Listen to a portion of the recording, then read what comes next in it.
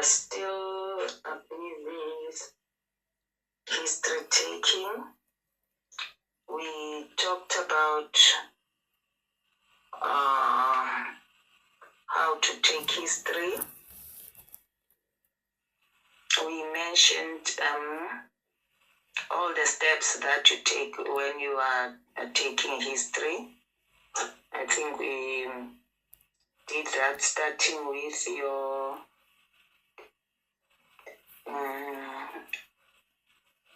what is that? Your demographics. We started with demographics, and then main complaint, history of main complaint. We did all that, and then we were busy with we did your past medical history, past surgical history, and then I think we were with gynae history. We were with family history.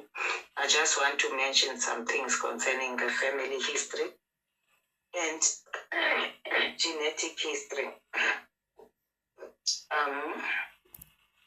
So we mentioned the genetic history, that the genes that you're supposed to check. But remember, in our patient, most of them, who is this one? Who is, guys? Early in the morning, lirato romulan, ne? Na kitso gore why le pitla a linya go recorder. What is the secret that you have? Is it difficult to say, may I please record, and then alinya ke eo? A kitso gore why e le spirit se se kana taba ya lena ya record. Okay. Then the genes that are implicated, we mentioned the high-risk genes, BRCA1 and 2, the P10 gene, TP53, etc.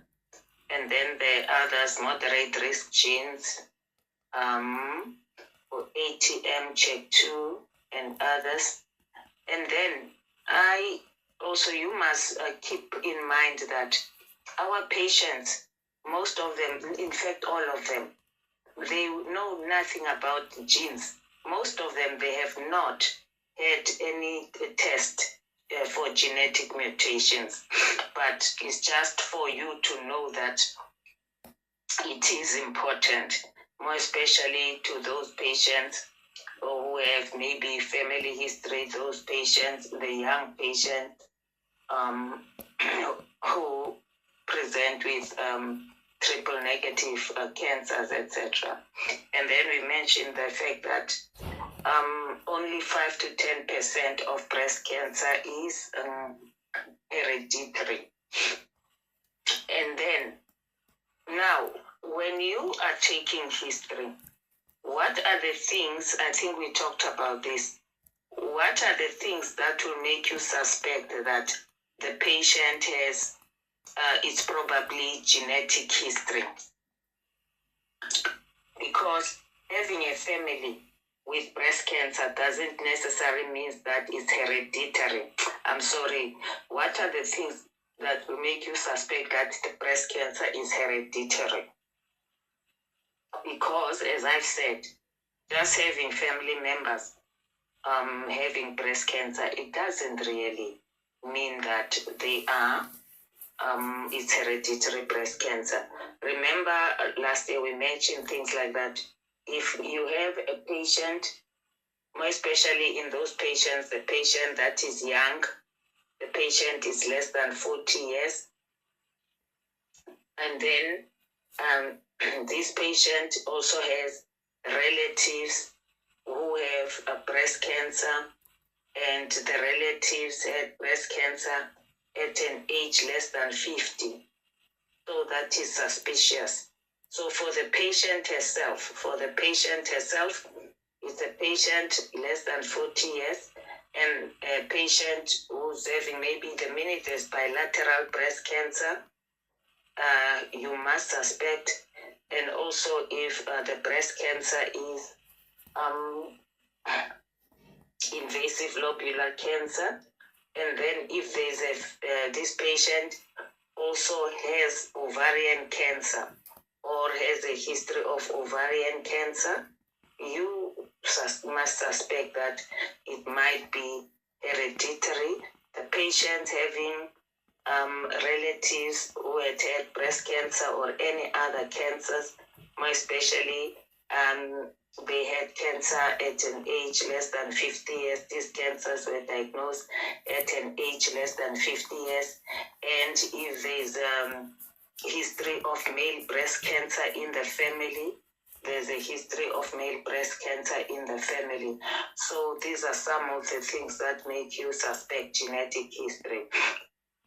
And in the notes that I gave you, I'm not going to give you those notes again because I gave you notes last year, and I don't think you even read the notes, because even when the test, they reflect that some of you don't read. So the notes that I gave you last year, I gave you these factors that might make you suspect that it's hereditary breast cancer, where I gave you eligibility criteria for referral to genetic services. I gave you that, and it is written there in the note that some of the things that you look at: cancer diagnosed before for the patient, individuals, cancer diagnosed age less than 40 years, if it's breast cancer, less than 60 years for ovarian cancer. And then triple negative breast cancer diagnosed in a patient less than 60-year-old. And then 2 breast cancer primaries. At any age, 2 breast cancer primaries, meaning that it's a patient who diagnosed maybe with bilateral breast cancer, etc. And then this patient is a close relative. It has one or more close relatives with breast cancer diagnosed at an age less than 50 years. The patient has one or more close relatives with invasive ovarian cancer. And then it also mentioned other things, 2 or more relatives with breast or pancreatic cancer. At least one of the patients diagnosed at an age less than 60 years. And then one or more family history who has male breast cancer, and any male who comes with breast cancer, any male who's diagnosed with breast cancer. Okay. And then they also mentioned any other person, even if it's not a patient who comes to us, even if it's a patient who does not have a personal history for breast cancer. That is generally in the population now. Remember, when we are talking about history, we're talking about patients who come to us. There in those notes, I also gave eligibility criteria for even people who are just, community members who don't have any symptoms of breast cancer. Also, what would make them also be eligible for referral for genetic services. I gave them, I'm not going to read those out. Okay. Now, these genes that we have been talking about, let's look closely into BRCA1, BRCA2 gene. And remember, BRCA1, BRCA2 gene is not BRA. It's not BRCA like BRACA. It's BRCA. BRCA1, BRCA2 genes. It's there in the notes. I'm not going to read that to you because I've noticed that you don't read these notes. I've written there in the notes the more about BRCA1 and BRCA2 gene. For instance, that what is the risk of developing breast cancer in a patient with BRCA1, BRCA2 mutation? That for BRCA1 mutation, the risk of breast cancer is 50 to 85% by the age of 70. And then also, if this patient, what is the risk of ovarian cancer for BRCA1? That is 40 to 45% by the age of 70 years. And also the risk of developing breast cancer and ovarian cancer for BRCA1 and 2. And then also, what is the risk for males developing, males with BRCA1, BRCA2 mutation developing breast cancer? And we mentioned that for males, the risk of breast cancer is higher for BRCA2 versus BRCA1. And then the risk for BRCA2 is 7 to 8% if a male has a BRCA2 mutation, whereas it's 1% if she has a BRCA1 mutation. So there are different risk for males and female if they have BRCA1 and 2 mutations. For females, BRCA2 is the one which has a higher risk for, but for males it's BRCA2. It is there in the notes that you don't read. Okay. And then now we mentioned on social history. Social history, when you are taking social history for breast patients, you take the same social history that you take for other people. But now, for instance, alcohol, any other patient, isn't it, you take for social history, but it's more so in patients where you know that alcohol is a risk factor. It becomes very important. So for breast cancer, alcohol is not just a risk factor for you to know how these patients live, whether they live a low economic status or what. And then how many rooms is their house, and then alcohol, you just ask. It's very important because alcohol is a risk factor for breast cancer. It is a risk factor for breast cancer. And then also the diet of the patient, it is very important.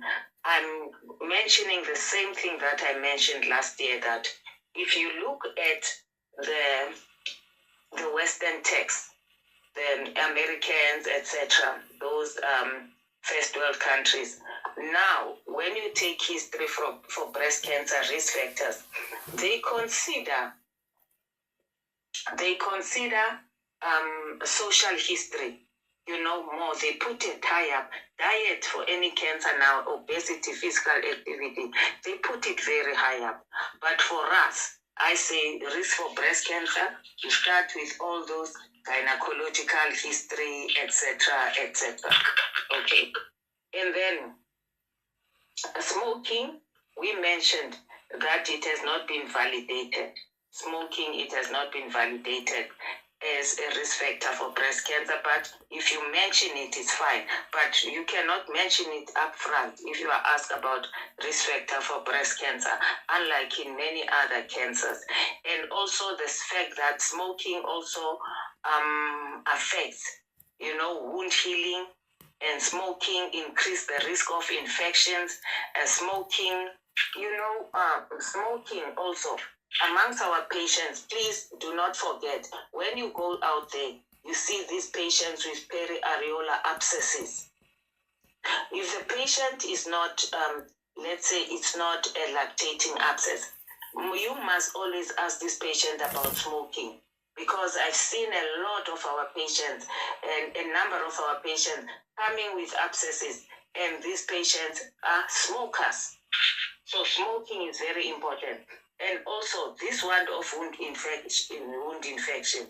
I've seen a lot of patients who are smokers developing sepsis, even patients with early breast cancer.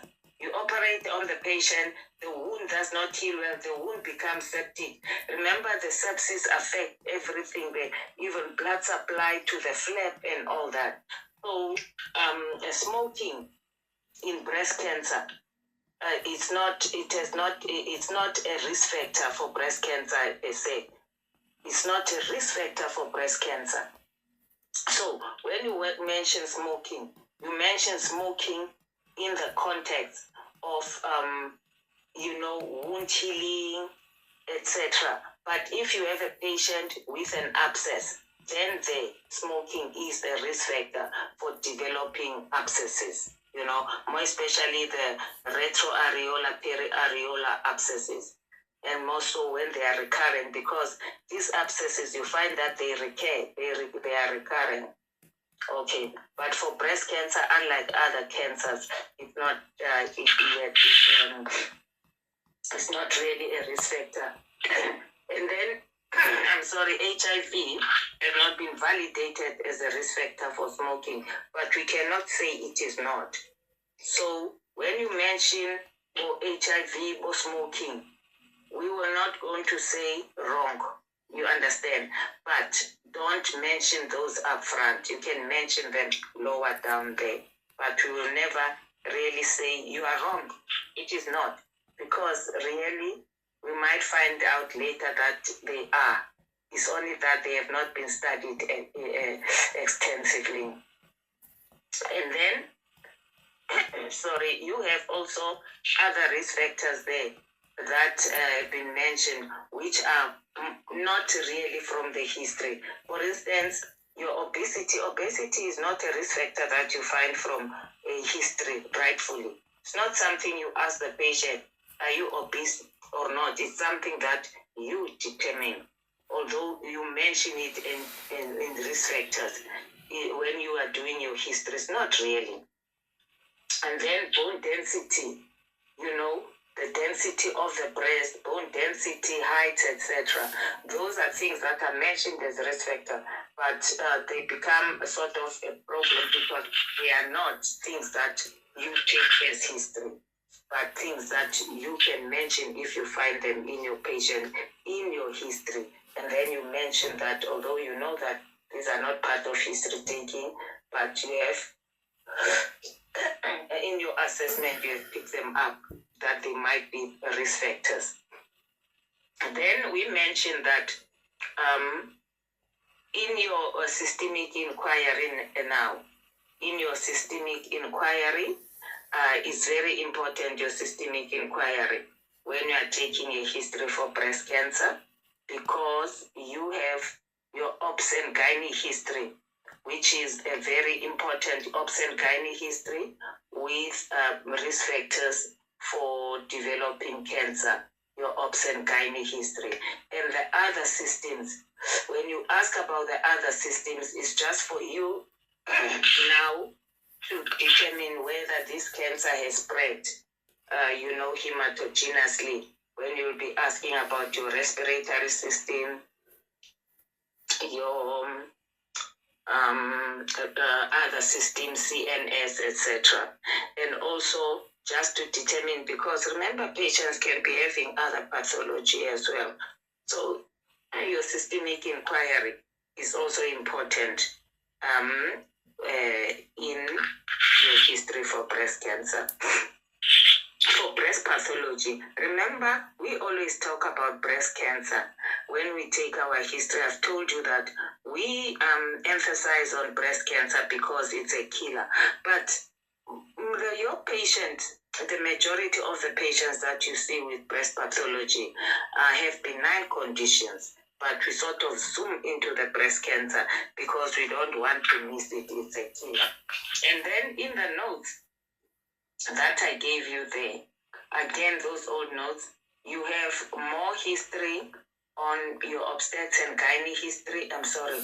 More of your obstetrics and gynae history, where early menarche. I don't know, do you seem to have a problem with early menarche?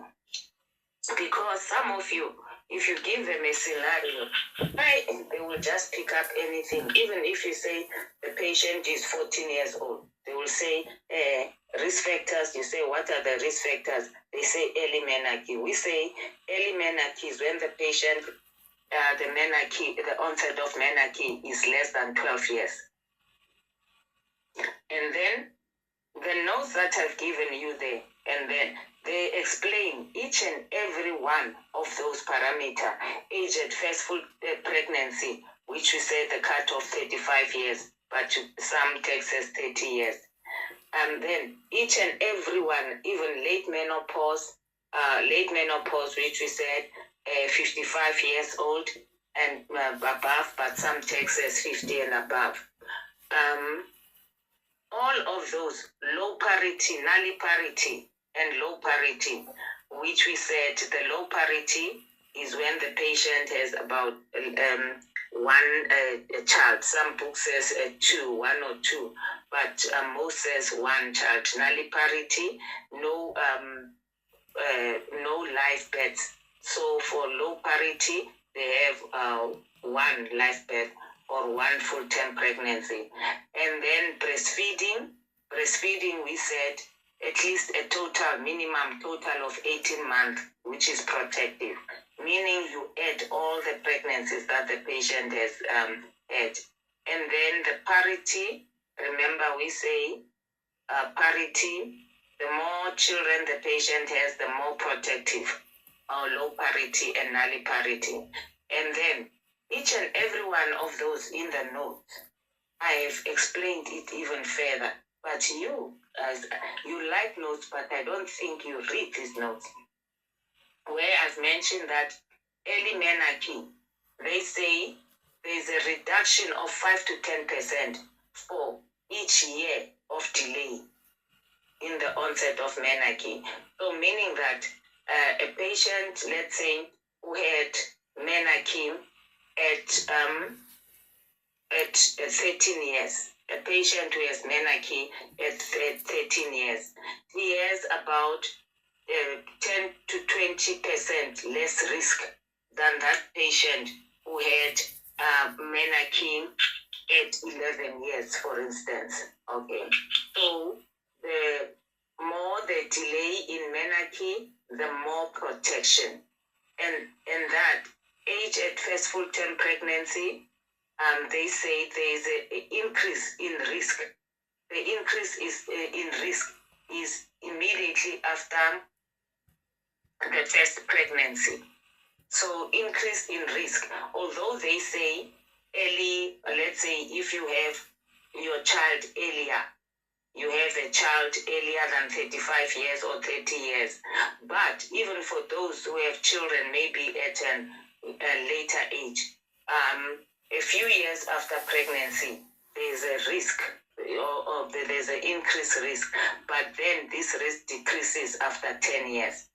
And then late menopause, it increases the risk by 3% for each and every year of delay. Those are the things that I've explained further in the notes. But if they confuse you, it's fine, because I understand too much explanation sometimes confuses people. But you must know, early menarche, late age at first full-term pregnancy, early menarche, please, is less than 12 years.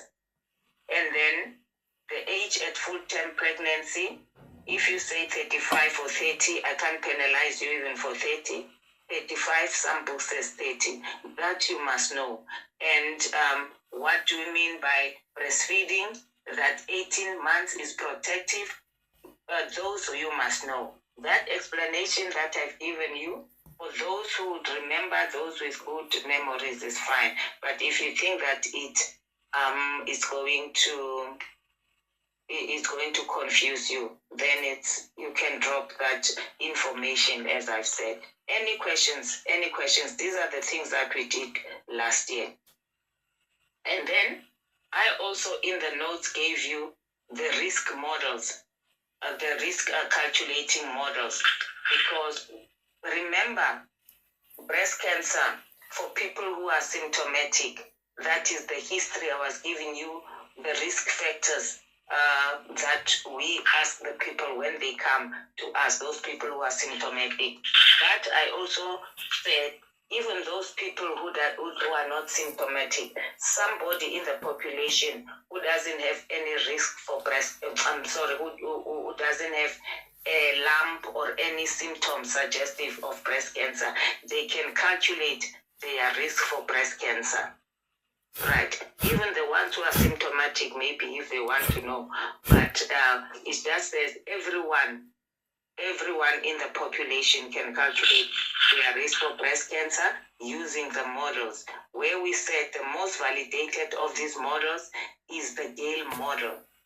we mentioned these risk stratification models. We mentioned Gale, Klaus model, then we Tyrer-Cuzick, which is also known as International Breast Cancer Intervention Study, or study model, or the IBIS model. And that is the model that is used in most studies, the Tyrer-Cuzick. And then we mentioned other models. There are many of them. The ones that look specifically at genes. We mentioned the BRCA Pro model. There's another one that I mentioned, the body CA model for breast and ovarian cancer. But there are many others of this model. Then I told you that you must know the Gale model and the Klaus model. Know those in details. Although they are not failing questions, if you don't know your Gale model, can't say you failed the student. The students failed. They didn't know the Gale model. No. But the more you know, the more the marks you get. So the Gale model amongst this model is the most validated model. And you mentioned that Gale looked at age at presentation, age at menarche, and age at first live birth or first full-term pregnancy. It does not include age at menopause. So it's 3 ages: age at presentation, age at menarche, first live birth, and then also the number of biopsies, whether they are benign, more especially if they showed atypical hyperplasia, that is atypical ductal hyperplasia, atypical lobular hyperplasia, lobular carcinoma in situ. So, and they also looked at race in the Gale model. And what is the cutoff for high risk for Gale model?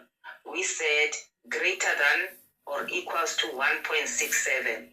If you are using only greater than, then you are going to say greater than 1.66, because the cutoff value starts at 1.67. So there is mathematics. Greater than or equals to 1.67. We start at the value 1.67 to say there is a high risk. Then the criticism about the Gale model, which you find in your notes, which you people don't read, but you want the notes. It did not consider second-degree relatives. It only considered first-degree relatives. It did not consider genetic history and also ovarian cancer, for instance. It doesn't consider male breast cancer. It does not consider bilateral breast cancer, BRCA 1 and 2 mutation. That is the criticism about the Gale model. Then the Klaus model Klaus now came, and Klaus model now, the cutoff for saying the patient has high risk or low risk for breast cancer is 20%. Most of this model, they use 20% for the cutoff for high risk for breast cancer. The model is the only one that uses that low percent, 1.67. I think it's because of their formula, which is funny, which has fractions and negative values. Then the Klaus model now improved on Gale model because they considered both first and second degree relatives. They also considered first and second degree relatives, also considered the age at which these relatives were diagnosed, and then also Klaus considered paternal history now. Remember we said Gale did not consider male history or paternal history, but Klaus considered paternal history, male history. Okay. Again, Klaus also does not consider other factors like menarche and all these other factors that we mentioned when we were taking history, just like Gail. Also, Klaus did not consider those. So just know something about those models. As I'm saying, if you don't know the models, you will not fail. You will not fail because they are not really failing factors for you, but the more you know, the better. There are other things that I've mentioned also in your notes there, where I talked about risks. We mentioned that you have risk, you have what is called your modifiable, non-modifiable risk factors, which are self-explanatory. Your modifiable, non-modifiable risk factors. Modifiable risk factors being those risk factors that the patient has, something can change, like obesity, that the patient has control over. You have control over your diet. We have control over our diet. We have control over our weight. And then we can decide whether to take alcohol or not. That is the decision we can make, so we have control over that. But there are things that we absolutely don't have control over, like we don't have control over our genetic makeup. We don't have control over that. We don't have control over menarche. We don't have control over menopause. Those are things that we don't have control over. And as I've said, I've always said to you, there are some factors that to me are a gray zone. For instance, if we talk about first full-term pregnancy, we talk about number of children, parity. We talk about breastfeeding. If we look at those things, we have control over them. They are taken as modifiable. But sometimes I find it a problem now. If a patient comes now, they are modifiable in a young patient, for instance. Like somebody who is still young, you can modify. But now if you have a 60-year-old come to you, and then you are taking history, you want risk factors for breast cancer, and this patient says, I had my child at the age of 40, and they had only one child, never breastfed, and all those things. Now these things, I don't know, they sort of like, they are no longer controllable as far as I'm concerned at that stage, because there's already passed. But to cut matters short, although I have a query concerning them, they are taken as modifiable risk factors, because they say you can decide when to have your first child, you can decide how many children to have, you can decide how long to breastfeed. So those are under risk factors. Whereas the ones like your age, like your menarche, your menopause, those are non-modifiable risk factors. Now, after you have taken your history So remember, when you are taking history from the patient, you have that system that you follow.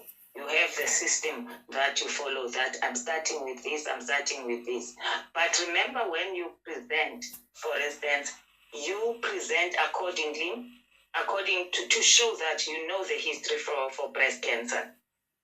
Because when I was asking about how you take history for breast cancer, somebody last week started with gynae history before they came to family history and what. There's nothing wrong with that when you present now, because when you present, you can start and say, yes, Miss so-and-so, this age and whatever, and then she came complaining of this, and then you concentrate on the history of main complaint. There's nothing wrong if you want to start with gynae history. She's parawat, and she had whatever, menarche at this and whatever, and then you come, she has never used steroids and what, your past medical or drug history, you put it in now, the family history. It doesn't matter if you mention your obstetrics and gynae history up high. It was only now, just to be a sort of systematic when we take history, we started with past med, because that's what you do in most cases when you take history for different diseases. You start after the main complaint, history of main complaint, we usually go to past medical history, past surgical history, etc. But when you present like, you know this is this. So there's nothing wrong with starting with obstetrics and gynae before you go to past medical history, etc. Okay.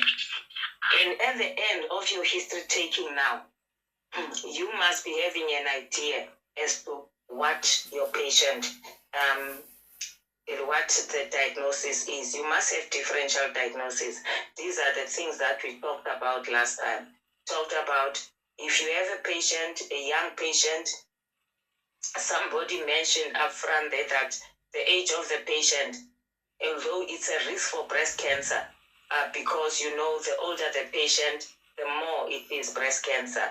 She even categorized and said, if you have a patient who is young, you think more of benign disease, your fibroadenomas, and then if you have a patient maybe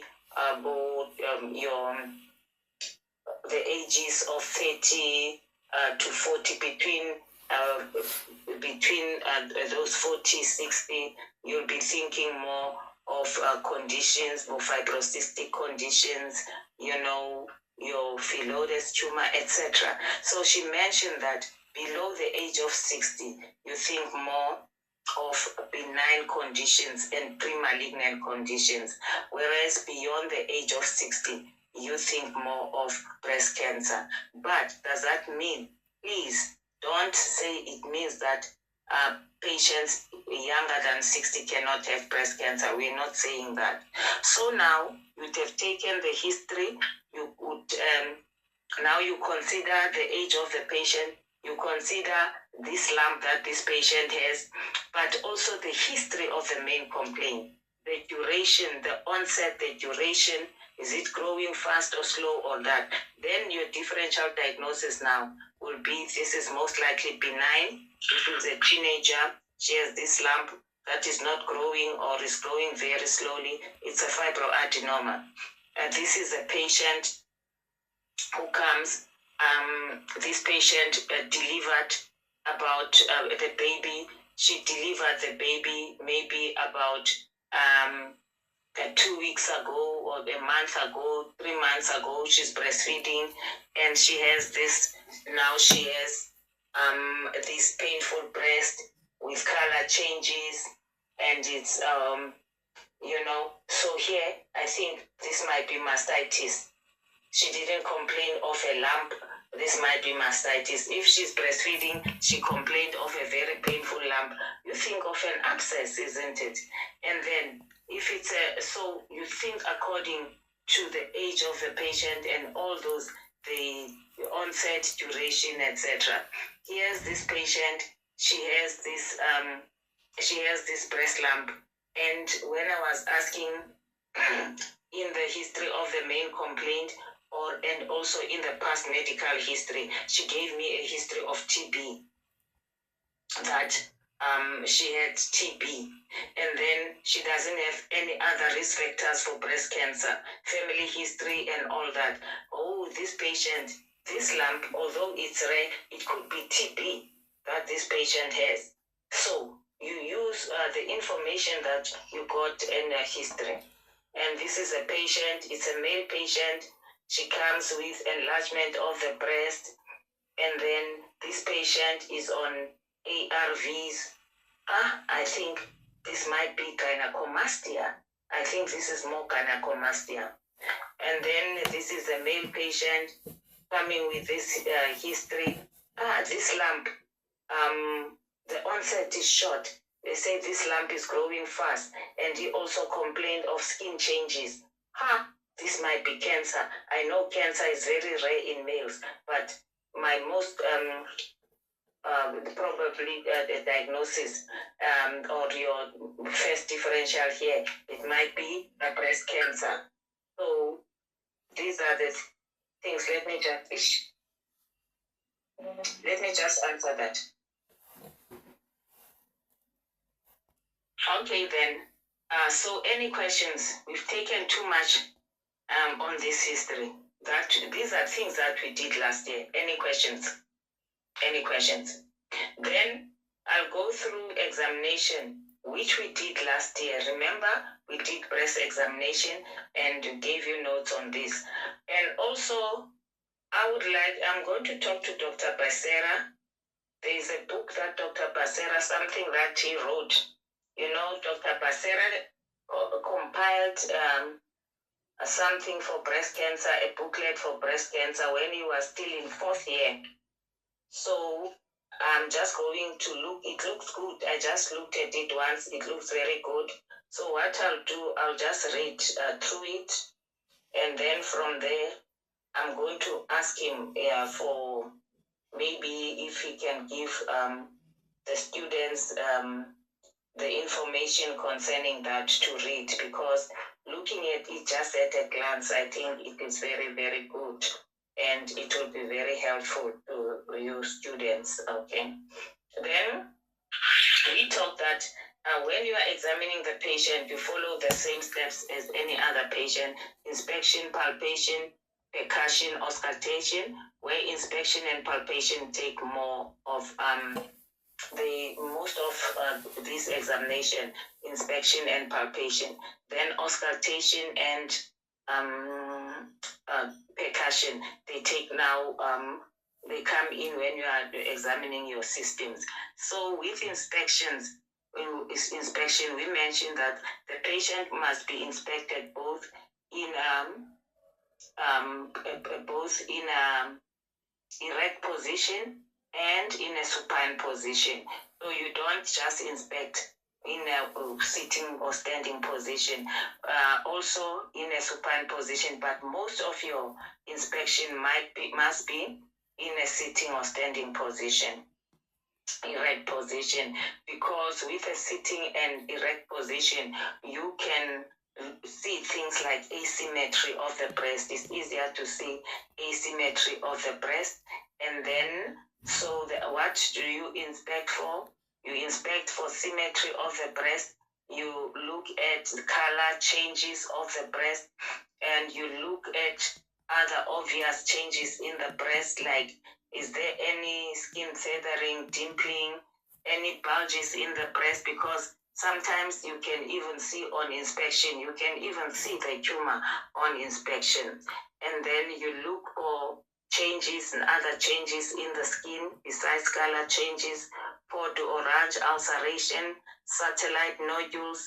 And we mentioned that satellite nodules in the breast, they don't have a distant connotation like in melanoma. As long as they are skin nodules in the breast, those are satellite nodules. And then the nipple areola complex, you look for skin changes there as well. Any skin changes, any ulceration in the nipple areola area, you look for excoriation in this nipple areola area, any oozing, any crusting, any rashes, because things like Paget's disease, for instance, of the nipple, you mention things like spontaneous nipple discharge, nipple retraction, nipple deviation, nipple inversion. We explain all those terms. What do we mean by nipple inversion? And all those changes, you note all those changes.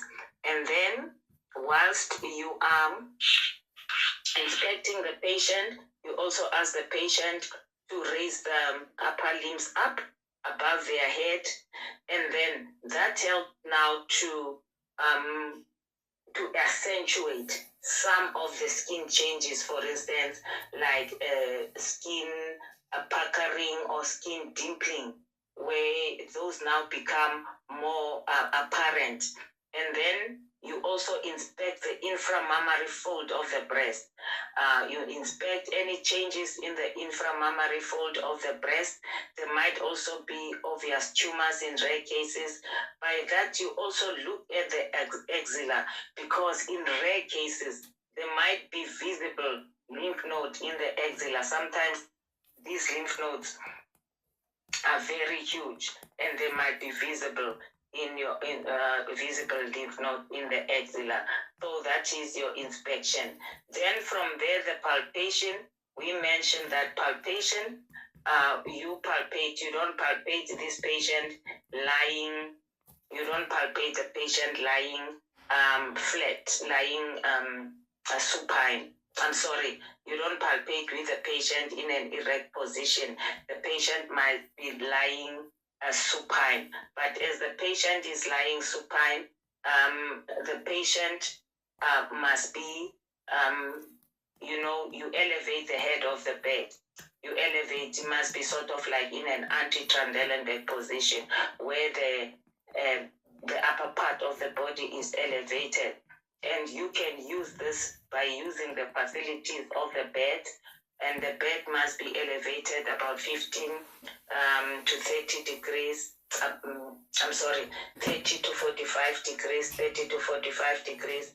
And if you don't have those facilities, you put a pillow under the side of the breast that you are examining.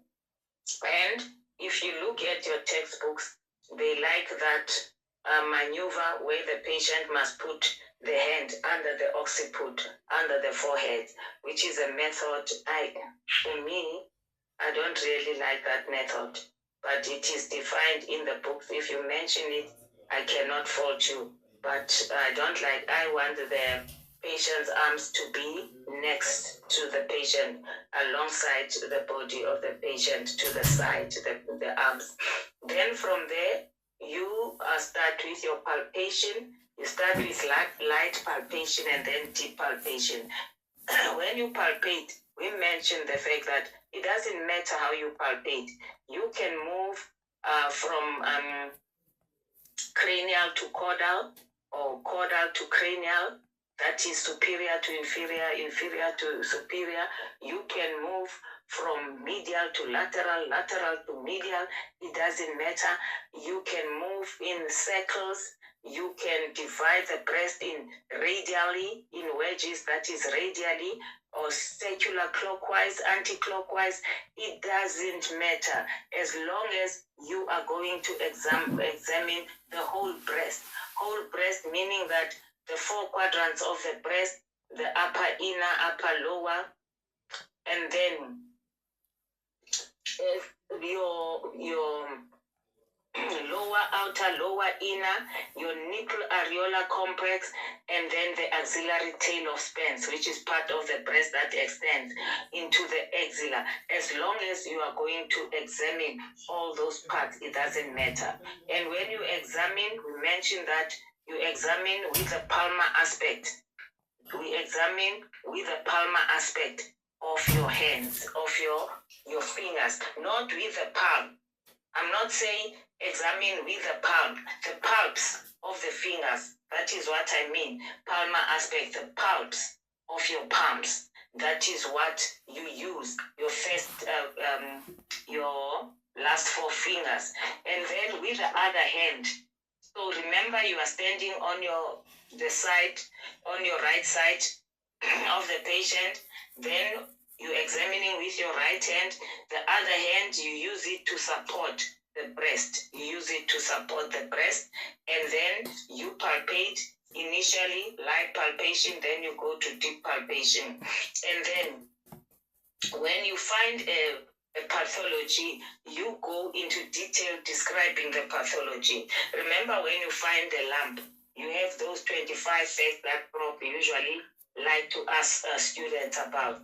So you are going to describe first where it is, which quadrant, in which quadrant is it palpable, and then the size of this mass, and 2 perpendicular two perpendicular positions. You give us the size of this mass, which you use either caliper to measure, or you use your tape measure, or you estimate with your fingers, where you know the cross section of your finger, the length of your index finger. Those are the things. So an estimation or actual, the size of this lump, and then the consistency of this lump. Is it hard? Is it firm? Is it soft? Because if it's hard, it points more to malignancy. And then also, is it fluctuant or not? You mentioned that. And then you mentioned the edges or the margins of this lump, the surface, all those things. Is it tender? Is it non-tender? You mentioned all those things. And then does it trans-illuminate or not? There you are thinking of a cyst.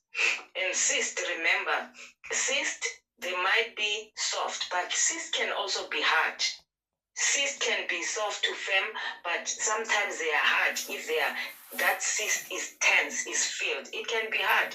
It can present like a solid mass, but now the difference will be, it will be smooth, it will have your regular margins, smooth surface, and also it will trans-illuminate. So you look at all those things, you mention them, and then you come to the nipple areola area, and then when you are checking for nipple discharge, I told you that this one of just pinching the nipple, you can do it, but the one is to walk around the nipple, where you press at one part of the nipple, let's say at 12 o'clock. Before you release, you go and press maybe at 6 o'clock, you release at 12 o'clock, you walk around the nipple like that, because that gives you an impression as to where are the ducts, the position of the ducts that are discharging. And we told you that with the nipple, and you designate it like a clock from 12 to 12, meaning that 12 o'clock, just like a clock, and then 1, you go around. Hence now, on the left breast, you have, for instance, your 3 o'clock is in the upper outer quadrant, whereas on the left, on the right, the 3 o'clock will be on the upper outer quadrant.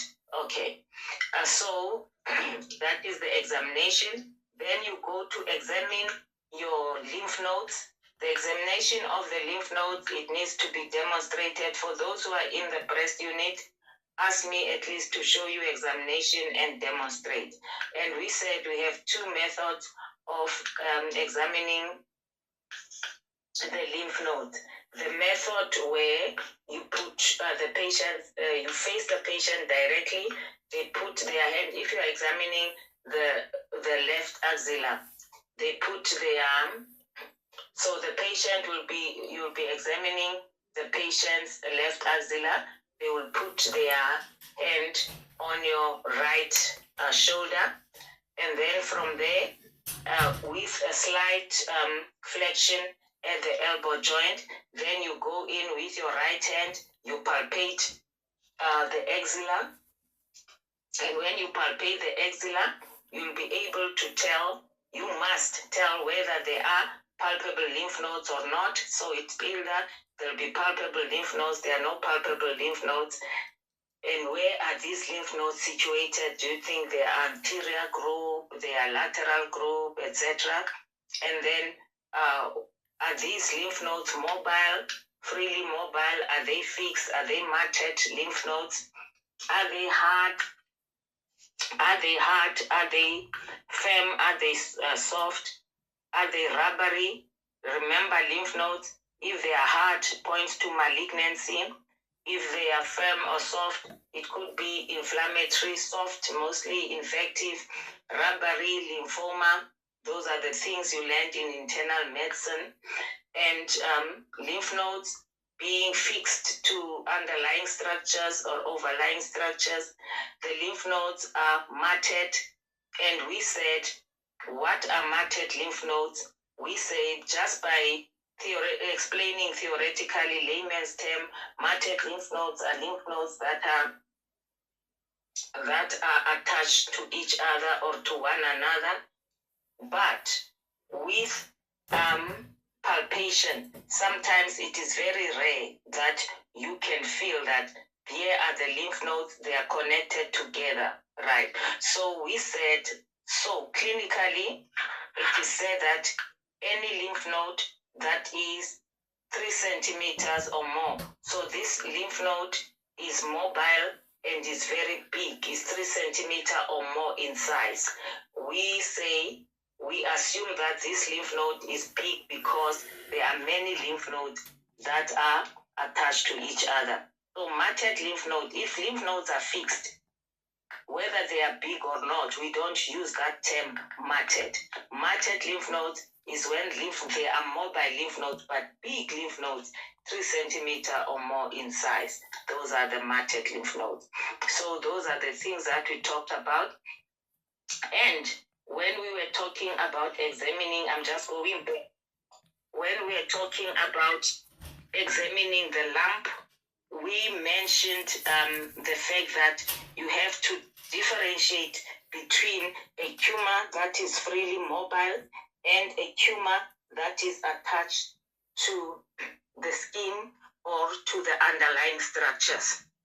A tumor that is mobile, it could be benign, more especially if this tumor has smooth muscles, smooth edges, and this tumor maybe is firm and not hard, etc. When you're coming to your most likely differential, you might think now of differentials like fibroadenomas, your maybe it could be a cyst. You think of fibroadenoma, you think of a cyst, you think of maybe a phyllodes tumor, benign phyllodes tumor, etc. And then also, you can still have malignancy that is mobile. A mobile tumor, freely mobile, meaning that it's not attached to underlying structures, it's not attached to overlying structures. It could still be malignant, but this one might be mobile, but having those irregular surfaces, irregular margins, but mobile. So a mobile tumor, depending on other features, could be malignant, but it could be a benign, freely mobile tumor. But the minute now you have a tumor that is attached either to underlying structures or to the skin, there you think more now of malignancy. Although in a few cases it could still be a benign tumor, but mostly you'll be thinking of malignancy. And an example, and more especially if now it's a solid tumor, it's hard, and then this tumor has irregular surface, irregular margins. Remember, you don't just look at one parameter. You look at different parameters, and then you also go back to how this tumor, to how this lesion presented for you to make your differential diagnosis. And now, it is important to differentiate between a tumor that is attached to a tumor that is freely mobile, a tumor that is attached to the chest wall, and a tumor that is attached to pectoralis muscles only. Remember, we spent some time last year differentiating between a tumor that is attached to pectoralis muscles only and a tumor that is attached to the chest wall, where we said a tumor that is attached to the chest wall is a tumor that is attached to more than the pectoralis muscle. It's a tumor that is attached to pectoralis minor, pectoralis major, pectoralis minor, but in addition to that, it's attached to other structures beyond that. Structures like your serratus anterior muscles, your intercostal muscle, the bones themselves, the ribs, maybe your latissimus dorsi muscle, etc. So a tumor that is attached to, distinguish between a tumor that is attached to pectoralis muscles only and a tumor that is attached to the chest wall. And why do we need to differentiate between the two? Is because a tumor that is attached to pectoralis muscles only is not staged as T4 in the TNM classification, whereas a tumor that is attached to the chest wall is T4. So you have to differentiate. And then we said, clinically, how do you differentiate between these tumors? We said, clinically, a tumor that is attached to the chest wall is immobile. A tumor that is attached to the chest wall is immobile, whereas a tumor that is attached to pectoralis muscles only, it has some mobility. It has some mobility, which is not convincing. It's not freely mobile, but it's also not immobile. There is some mobility, reduced mobility.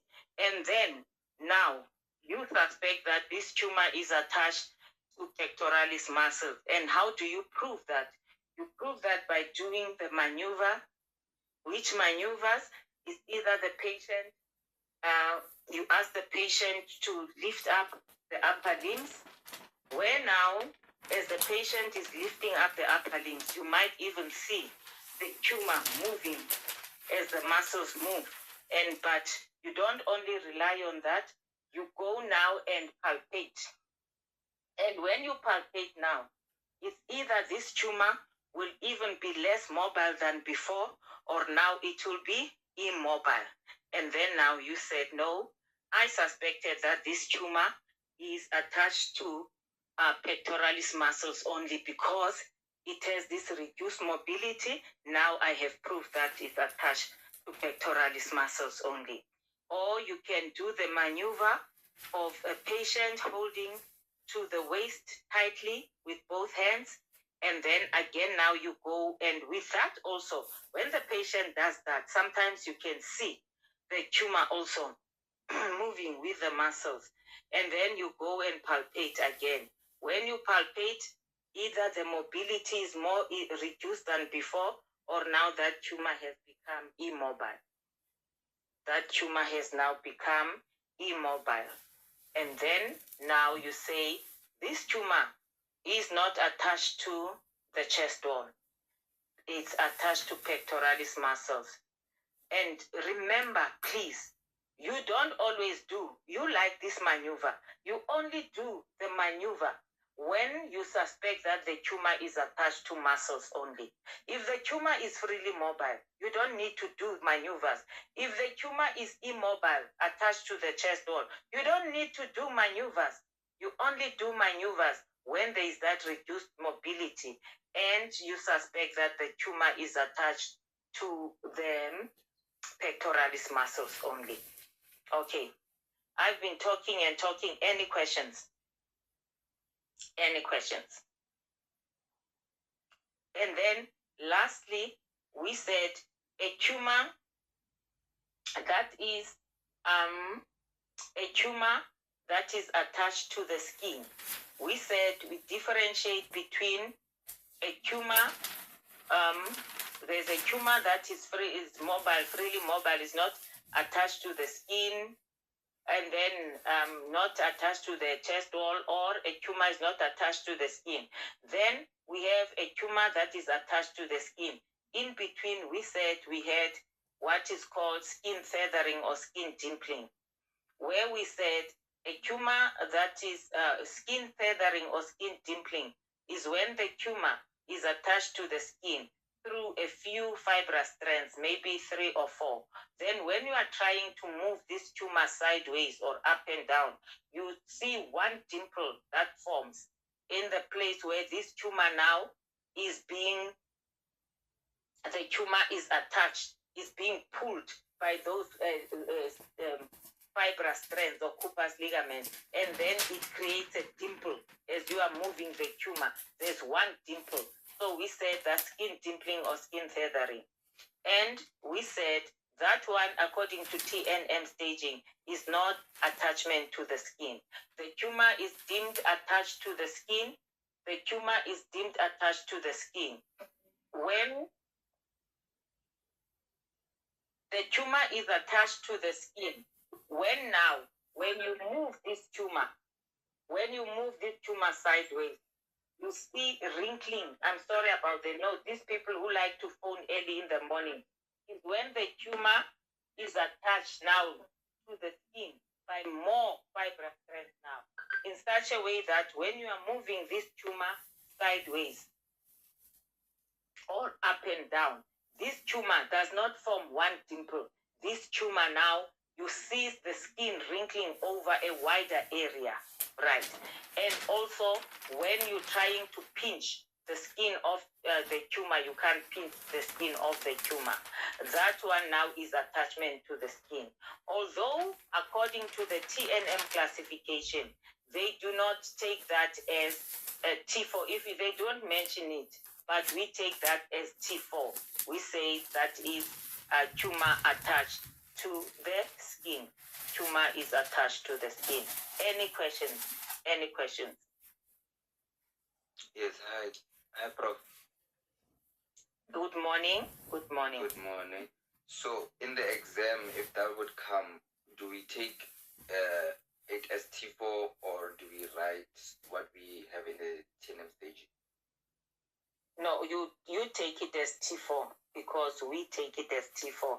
The one that you don't take as T4 is these pectoralis muscles only. So chest wall involvement, you take it as T4. Here in South Africa, we take it as T4. All right, thank you so much. Okay, so skin involvement is T4. For us, yes.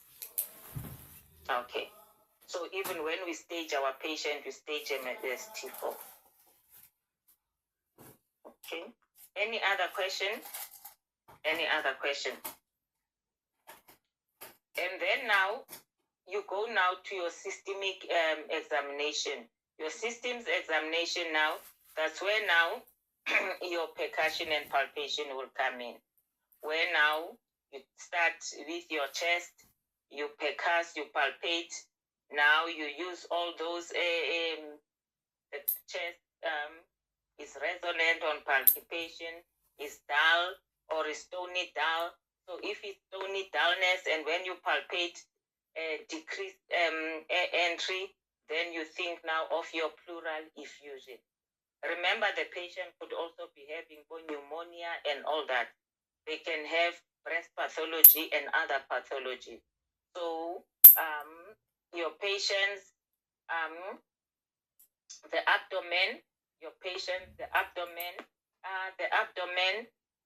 is distended, there is ascites or there is hepatomegaly. Now you think more. If you think this is cancer, and more especially if it's a cancer that is advanced with skin changes, etc. And then this patient also has hepatomegaly, ascites. You think more that clinically this patient has now a stage 4 disease. The patient has a stage 4 disease. And then, and don't forget that when you examine this patient, you examine the patient as a whole. We've talked about axillary lymph node. I only mentioned, lymph node involvement. We talked about axillary lymph node, but you have to check other lymph nodes as well. I'm just going back to palpation. Your cervical lymph nodes as well. Remember, we said if there's enlarged involvement of cervical lymph node, now that is M1. It's a M1. And if there's also involvement of the contralateral axilla, that we take that as M1. And you also check your inguinal lymph nodes. All the lymph nodes, you check them. But the thing is, when we want to hear upfront the axillary lymph node for the breast pathology. And then cervical lymph nodes are also important. But if you go to your groin now, groin lymph nodes, it might be that this patient has, your patients, if they are immunocompromised, HIV, they will have generalized lymphadenopathy and things like that. other conditions. This patient could be having another pathology, NRCA, etc. So you examine the patient as the whole, And when you are examining this patient, after you have examined the abdomen, and you also rightfully, even for breast, have to do your PV, because remember, this patient, more especially the young ones, they could also have ovarian malignancy. So you also have to do your PV. If there's something suggestive in your history, you might also need to do a PR. So when you are even in the exam, when you are giving a patient, a breast patient, you can just mention that out also, because you are doing paperwork, paper cases, okay, and then I would also just like to complete the assessment by doing a PV.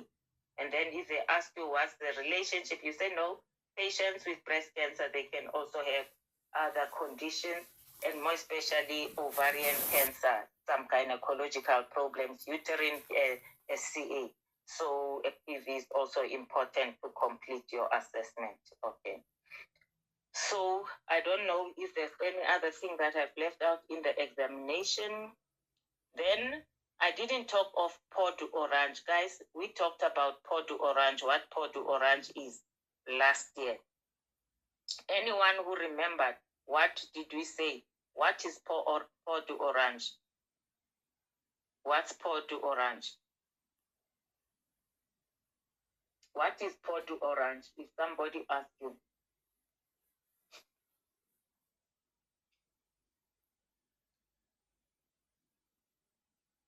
So nobody knows what Peau d'Orange is.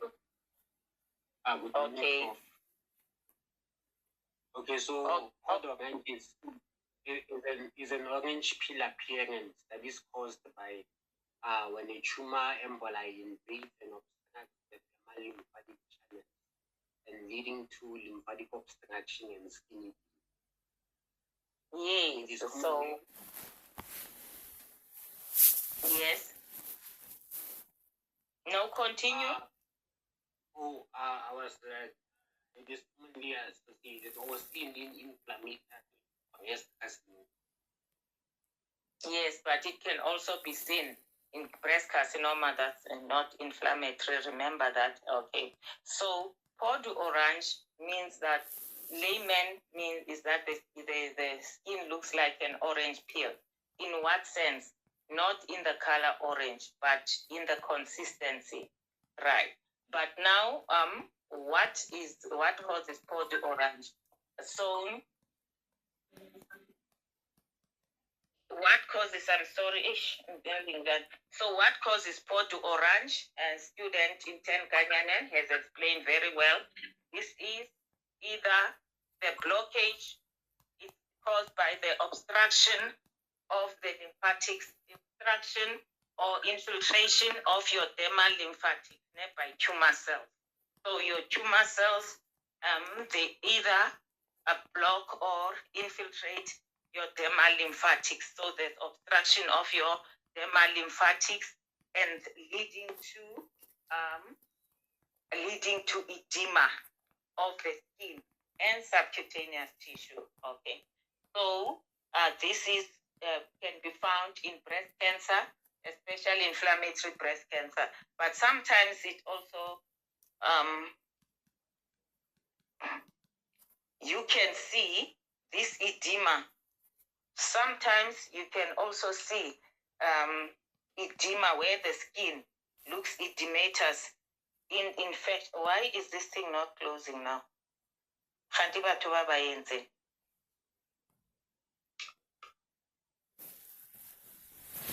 Okay, so that is, so remember, if you are given this in a multiple choice form, if you are given this in the multiple choice form, they might not talk anything about it looks like an orange peel. There they want to know the pathophysiology. They'll be mentioning the pathophysiology, that it's obstruction of the dermal lymphatics by the tumor, leading to edema of the skin. and or subcutaneous tissue. Okay, so you must know what Port Orange is. Okay, any other question before we go to investigation? Remember your triple assessment, which is your clinical, which is history and examination, and then radiological, and then your biopsies, which could be the biopsy of choice. We said it's a true cut biopsy, or your corneal biopsy. FNA, you can do FNA, incisional biopsy, excisional biopsy, and you have also other types of biopsies that are types of corneal biopsy, where you have your stereotactic biopsy, vacuum-assisted biopsy. Those are you taking a tissue. That is their sort of types of corneal biopsy. Okay, so let's go to investigations. Hey, although I am very tired, but let's go because of time. We have a lot to cover. 2 investigations now. So we are through with the first leg of our triple assessment. So we come to the second part of our triple assessment, which is now radiological or imaging, which is radiological or imaging. So the first part is clinical, history and examination, then you have radiological or imaging, and then you have biopsy. So we are first through with the first one. Now let's come to imaging. Who wants to tell us about imaging? Or for the sake of time, then let us go to imaging. Now, imaging, we know that the first line of our imaging is mammogram and or ultrasound. Is mammogram and or ultrasound. The first line imaging, mammogram and or ultrasound. So, but we know that in young patients, ultrasound is the biopsy of choice. Ultrasound is the biopsy of choice in young patients, because they say mammogram is not so, mammogram is less sensitive in young patients because of the density of the breast. Hence, in young patients, we start with an ultrasound. But in what do we mean by young patients? What do we mean by young patients? We used to have a cutoff of 35 or 30. Now the radiologists, I don't know why they are using a cutoff of 40, because I think they confuse it with screening. So with us, we still stick to our 35 or 30. So those patients less than 35, or the patients less than 30, we do a mammogram because of the density of their breast, But generally we do a mammogram. So a mammogram, we know that we start with 2 views, craniocaudal, mediolateral, oblique view. We start with 2 views, craniocaudal, mediolateral, oblique view. And then the features of malignancy on a mammogram, for the sake of time, I'll just talk and not ask you. There's a hyperdense. Remember, in mammogram, we talk of density, whereas in ultrasound, we talk of echogenicity. So, a hyperdense lesion with irregular or spiculated margins. A hyperdense lesion with irregular and spiculated margins.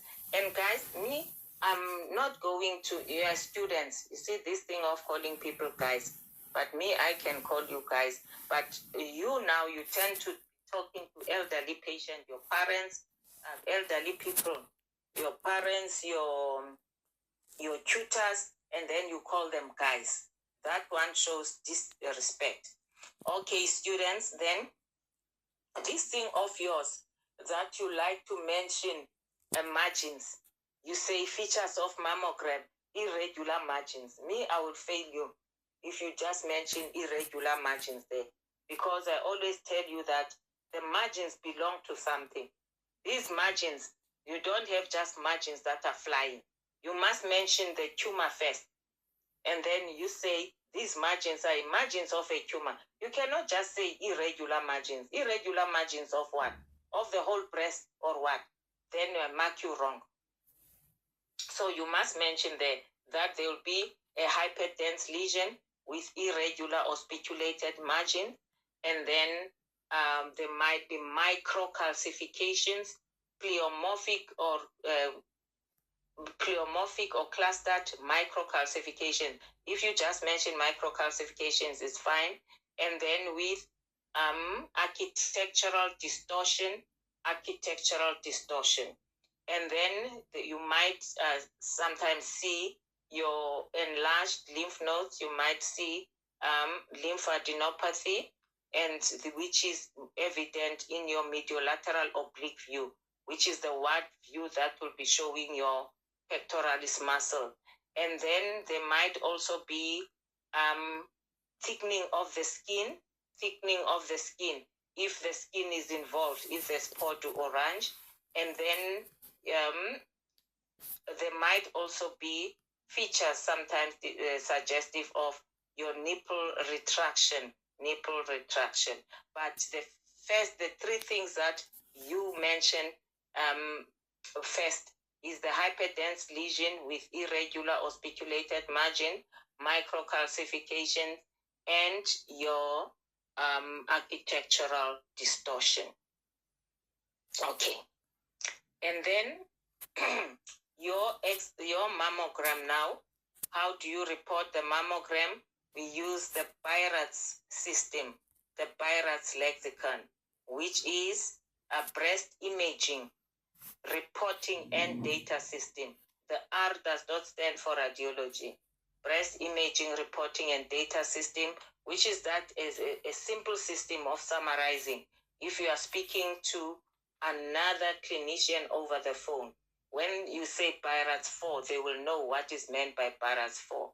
So, and this category, it has 7 categories, 0 to 6. Where 0, BI-RADS 0, it means that now the investigation is inconclusive or incomplete,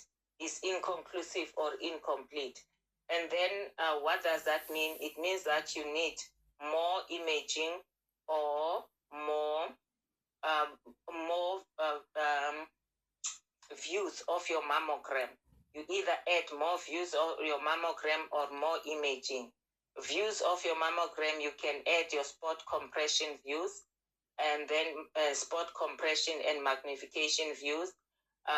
You can add other views as well. And then, or you add other forms of investigations like your ultrasound, your MRI. BI-RADS 1 means normal or negative. It's normal or negative. And then you repeat your mammogram in about a year, 6 to 12 months. And then benign, BI-RADS 2 means that there is pathology, but it's benign. And then you also repeat your mammogram in about 12 months. Then BI-RADS 3, probably benign. Now you repeat your mammogram at shorter period now. At 6 months, you can even say 3 to 6 months. It means you are going to repeat your mammogram at shorter period now, because if a patient has a BI-RADS 3,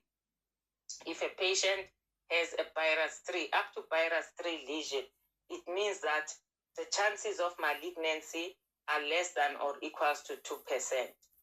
There's still a small chance that might be a malignant lesion. That's why some in Europe for BI-RADS 3, they recommend at least an FNA. But generally, BI-RADS 3, inconclusive, repeat your mammogram in shorter periods now. 3 to 6 months. BI-RADS 4, suspicious of malignancy. Suspicious of malignancy, it means that you biopsy the lesion. And BI-RADS 5, highly suspicious of malignancy, you biopsy the lesion. So BI-RADS 4, which is suspicious of malignancy, is divided into 4A, 4B, 4C. Where now 4A, you have the suspicion of malignancy is greater than 2% up to 10%. Remember, we said in BI-RADS 3, probably benign, the suspicion of malignancy is 2% or less. Now for BI-RADS 4A, greater than 10%, meaning 11%, meaning just above 2%, 3% to about 10%. And then BI-RADS 4B, the suspicion of malignancy is moderate, is from 11 to 50%. BI-RADS C, it means that now the suspicion of malignancy is greater than 50, from 51 to about 95%. From 51% to less than 95%. Now, BI-RADS 5, highly suspicious of malignancy, from 95% and above. Okay. BI-RADS 6 is known proven malignancy. It means the malignancy has been proven. It means that malignancy has been proven. It's a patient who already has a biopsy. They do a mammogram after they've already done a biopsy that shows that this patient has breast cancer. So that is BI-RADS 6. Any questions on that? These are things that we did last year. And then, whilst they are looking at the mammogram, they'll also look now at the density of the breast. The density of the breast. You know, the younger the patient, the more dense. You can determine the age of the patient from their mammogram, because younger patients have dense breast. And then the density of the breast is categorized according to American College of Radiologists classification, ACR. Nobody will fail you if you don't remember that ACR. And if you don't know about this ACR classification, you won't fail. But remember, the more you know, the better the marks. So this is categorized into A, B, C, and D. The less dense the breast, that is A. Less dense breast, so where the breast is entirely like more fatty, that is A. Older women's breast.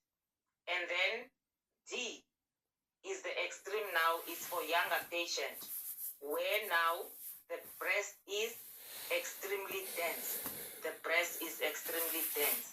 So that is D. And then in between is B and C. B, they say, remember A, we say the breast is almost fatty. The least glandular breast is A. Then B, they say there are scattered areas of fibroglandular tissue. And then C, they say heterogeneously dense. So B, the scattered density, C, heterogeneously dense, and then D, extremely dense. So for you, as long as you know that A, B, C, and D, D is the extremely dense breast tissue, the breast of young women. And A is the least dense breast. And then there's in between B and C. Any questions? Then now, ultrasound. What are the ultrasound features of a malignant lesion? Ultrasound features of a malignant lesion. Okay. You start there, and remember on ultrasound we use echogenicity, where you look at the echogenicity of the lump compare it to the echogenicity of the normal glandular tissue, the normal breast tissue, where if the echogenicity of the lump is the same as that of the glandular tissue, we say isoechoic. Where now it is more dense than the glandular tissue is hyperechoic. Where it is less dense, it is said to be hypoechoic. So, a malignant lesion will be, where will you suspect malignancy? In when you are doing a mammogram. The lesion will be hypoechoic, and this lesion will be having irregularity in shape and irregularity in the margin, and this lump will be taller than white. The longitudinal axis is longer than the transverse axis, so it's taller than white. It has irregular borders, and this mass might have also microcalcifications. There might be microcalcifications inside this mass, and this mass is vascular. You see the Doppler signal, a hypervascular mass. Okay, it doesn't need to have all these. If it's a hypoechoic and then taller than white, maybe irregular margins, there might not be any calcification or any vascularity. Okay, and then now for the lymph nodes. When would you suspect that lymph nodes are you have pathogenic lymph nodes? The lymph nodes might be infiltrated by tumor, malignant lymph nodes. You look at the shape of the lymph nodes. The normal lymph node is oval in shape, is biconcave or bean-shaped. That is the normal lymph node. It has a fatty hilum and the thin cortex. Now, malignant lymph nodes, and usually the size also of the lymph nodes. So they say lymph nodes that are 2 centimeters or more in size, you suspect malignancy. But you can get malignancy even in small lymph node. So the size of the lymph node is not very, very objective. We don't use it that much. Other features now take precedent over this. But the shape, very, very sensitive. The minute the lymph node is round in shape, and the loss of the fatty hilum, the thickening of the cortex. The normal cortex is about, so the minute the cortex is 3 millimeters or more in size and irregular, you suspect that lymph node is malignant. Then sometimes there might be peripheral vascularization, Doppler signaling, and also microcalcification. But the ones that you must remember, a round lymph node instead of this biconcave or oval-shaped lymph node. If the lymph node changes shape to round, there's a loss of fatty hilum, there's a thickened and irregular cortex, you suspect malignancy. Okay. Any questions? Any questions? And then we've mentioned other modalities, imaging modalities that might be used in addition to mammogram and ultrasound. Mammogram, you have different types of mammogram. You can have your digital mammogram, then you have what is called tomomammography or tomosynthesis. Tomomammography or tomosynthesis is a form of a mammogram where now they image the breast. They take, remember for mammogram, normal mammogram, they either do craniocaudal views, mediolateral oblique, maybe they compress the breast from cranially to caudally, or they go from medial, lateral, etc. Now with tomosynthesis, they take a picture of the breast every 15 to 30 degrees. So you'll have slices of the breast every 15 degrees. Every 15 degrees, they take a picture. Then from there, they come now and they they are going to reconstruct that. Now this helps because now they are taking thin slices of this breast tissue and they recreate it in 3 dimensions. And it solves a lot of problems. It solves maybe where they don't know whether maybe it's just overlapping of densities or there is a lesion there. And also very small lesions. So it's more sensitive than the normal mammogram. It's a form of a mammogram, tomomomography or tomosynthesis. Then you have what is called contrast enhanced mammogram, where they inject contrast first into a vein and then they do the mammogram. So those are the types of mammogram. Then you also have what is called CT mammography.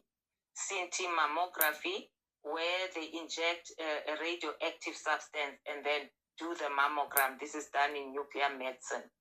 And then ultrasound, you have the normal ultrasound. You also have what is called automated whole breast ultrasound, which is the ABUS. And they said it increases the sensitivity of your ultrasound. It identifies 25% more lesions, 25% of the lesions that are missed on ultrasound. Okay. And then other imaging that we'll talk about when we talk about the specific condition is galactogram or adductogram endoscopy, which are done for nipple discharge. I won't mention them today. So for imaging for the breast in your triple assessment, your mammogram, your ultrasound, and then there's a role for MRI. For diagnosis, MRI is used for those patients. For instance, if you have a BI-RADS 0, they are not sure what's happening, inconclusive or incomplete, then you can add your MRI. So MRI has specific indications in breast pathology. MRI is not a routine. It's not a routine modality of making a diagnosis of breast cancer. So for those lesions, BI-RADS 0 lesions where they are not sure what's happening, and also in young patients, let's say you have a young patient, they have early breast cancer where you want to do a breast conserving surgery. You cannot only rely on your mammogram because this patient might be having multifocal, multicentric lesions, and then you don't rely only on your ultrasound, and your mammogram has less sensitivity. So it means that in those young patients, more especially if you are planning, they have early breast cancer, small lesions, and then you are planning to do breast conserving surgery, you ideally have to add an MRI. But MRI is not readily available. You know, we struggle to get MRI. And more especially if the cancer is invasive lobular carcinoma, because the invasive lobular carcinoma, even for adults, sometimes they are very, they don't form distinct lesions on your mammogram. I've told you before that, you might not remember, because of the lack of a protein called E-cadherin, which keeps the cells of the cancer together. So now, the cancer cells of lobular carcinoma, invasive lobular carcinoma, might sort of be scattered. And when they are imaging them, you don't see definitive mass. So the invasive lobular carcinoma might be a problem. And more so if you are going to do breast conserving surgery, even in elderly patients, you might need to add a MRI. Otherwise, MRI is also used in some cases, in some, not all patients with ductal carcinoma in situ. Sometimes in Paget's disease of the nipple, can add your MRI. But MRI generally in the breast is also used as a form of follow-up when you are following up your patient. And also So when you are giving neoadjuvant chemotherapy, more especially follow-up for response to neoadjuvant chemotherapy, you use your MRI, you have your baseline MRI, and then from there, after giving chemo, we want to know if the cancer has responded well, more especially if clinically there's complete response. You cannot rely on that. You have to do imaging, so MRI is very beneficial in that. So those are the some of uses of MRI. It is not routine. MRI is not routine. Then, from there, you do your biopsy now. The third leg of your triple assessment will be the biopsy. And the biopsy, we said the biopsy of choice is your core needle biopsy or your true cut biopsy, TRU, not through. True cut biopsy, because students, when you say to them, what is the advantage of a true cut biopsy over FNA? They like to say because you take tissue, FNA itself. You must expand on that. It's because the true cut, I don't say you are wrong when you say one is tissue, one is cells, but true cut biopsy can differentiate between invasive cancer and carcinoma in situ. Because when you ask students and say, is FNA diagnostic? They say no, FNA cannot differentiate between malignant tumor and biopsy. Because sometimes, guys, you must think. So if FNA cannot differentiate between invasive cancer and benign cancer, benign lesion, why are we using it as a biopsy? So FNA can tell you that this is malignant, this is not malignant. It can tell you this is lobular, this cells lobular carcinoma or ductal carcinoma. But FNA cannot tell you whether this malignancy is in situ or invasive, because for a tumor, for you to say the tumor is invasive, it must have invaded or infiltrated the basement membrane. So for FNA, because it's cells, you can't get that information.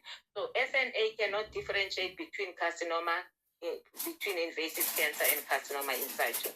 That it cannot differentiate. And there is some information that FNA does not give you. For instance, FNA on lymphovascular invasion, meaning that are these cancer cells invading the small lymphatics or the small vessels in that tissue that you have given them.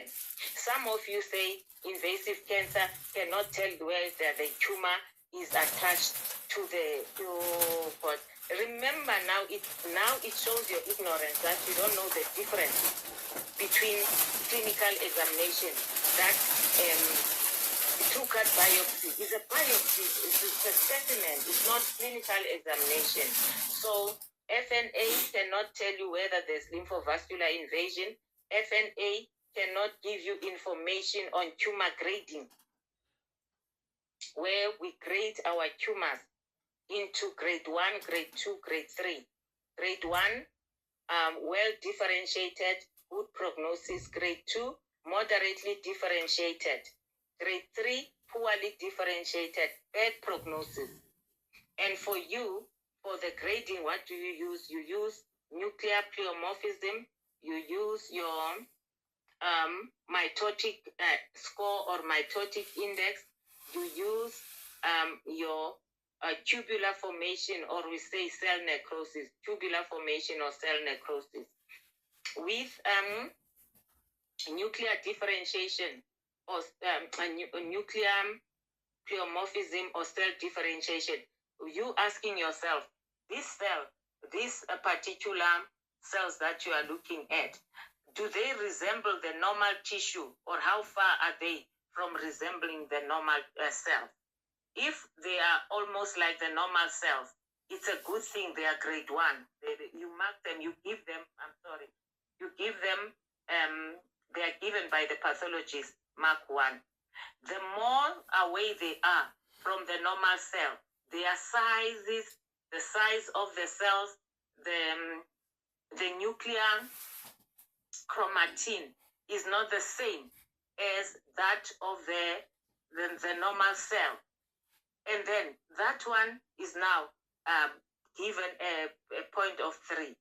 So with your nuclear pleomorphism or cell differentiation, you have 1, 2, 3. The 1 is a good thing, 3 is bad. Then you have your mitotic score or mitotic index. The more mitosis there are, the better the prognosis. It means the cells is dividing. This tumor is dividing very fast, so it's 3.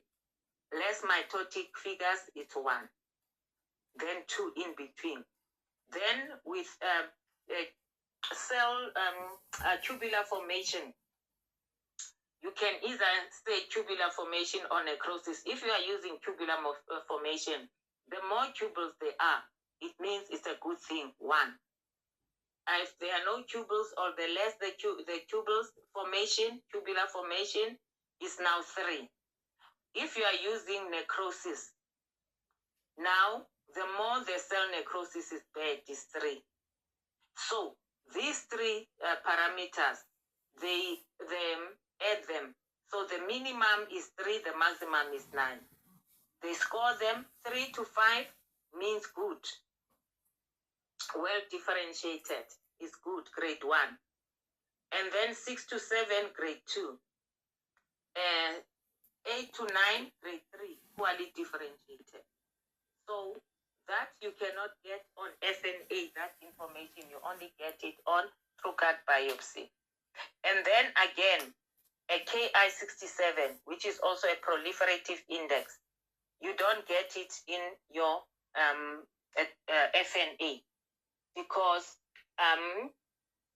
Ki67 also tell us how aggressive the tumor is.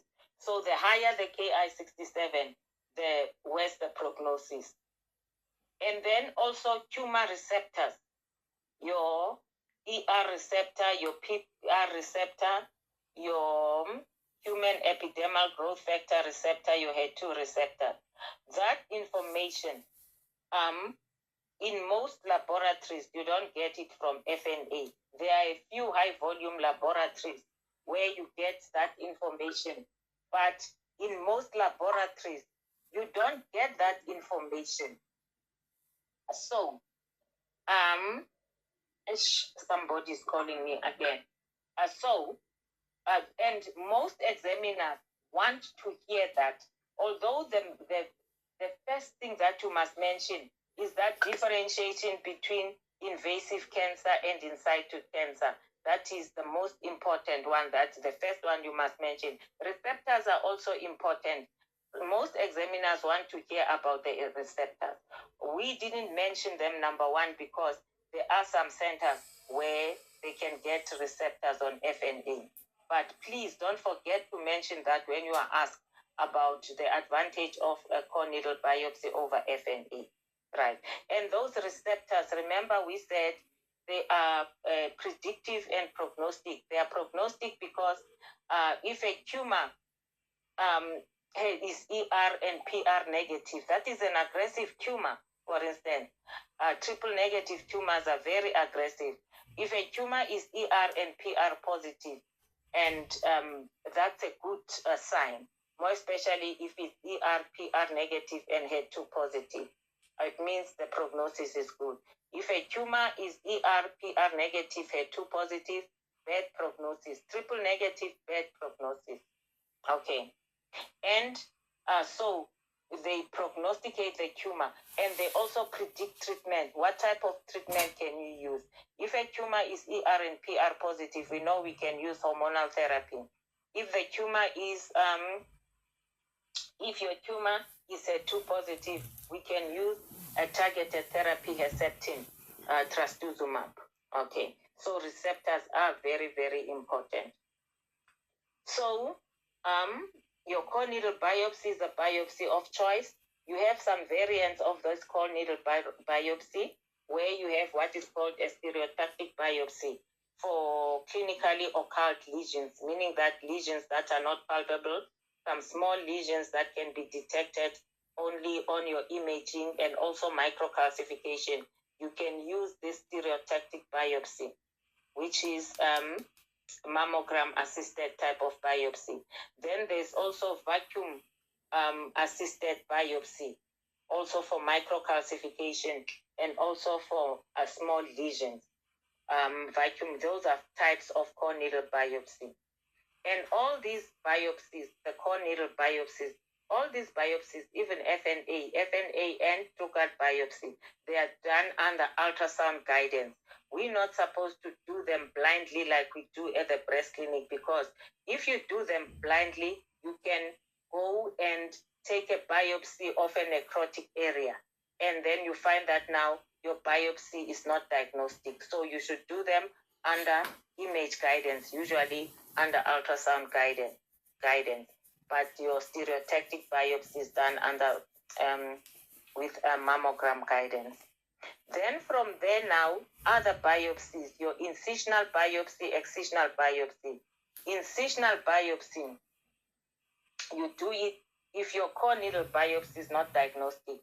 You do your core needle biopsy, they say not diagnostic, you repeat not diagnostic, you are not going to continue repeating. So if the tumor is big, you do an incisional biopsy, meaning you take a piece of tumor. If lesion is small, maybe up to 3 centimeters, you can do excisional biopsy. You excise the whole lesion now as a biopsy. Then you have a punch biopsy, which is done for skin lesions, punch biopsy, where you suspect, for instance, Paget's disease of the nipple. You can also do it for your inflammatory breast cancer. Okay. Okay. Any question? Any questions? So we have now completed our triple assessment. We have now completed our triple assessment. And then they say, after completing your triple assessment, if everything points to breast cancer, you are now only 99.9% sure that this is breast cancer. There's always that small place that you leave for that it might not be cancer. That's why you must always have your differential diagnosis. Okay. And any questions so far? Any questions? Any questions? I think we'll end there. We have done now our investigation. We are left with metastatic workup and our staging. So on Monday, we'll start with our metastatic workup. Please go and read on metastatic. All these things that we are doing is revision from what we did last year. So we'll do a metastatic workup and then staging. And then on Monday. So that next week,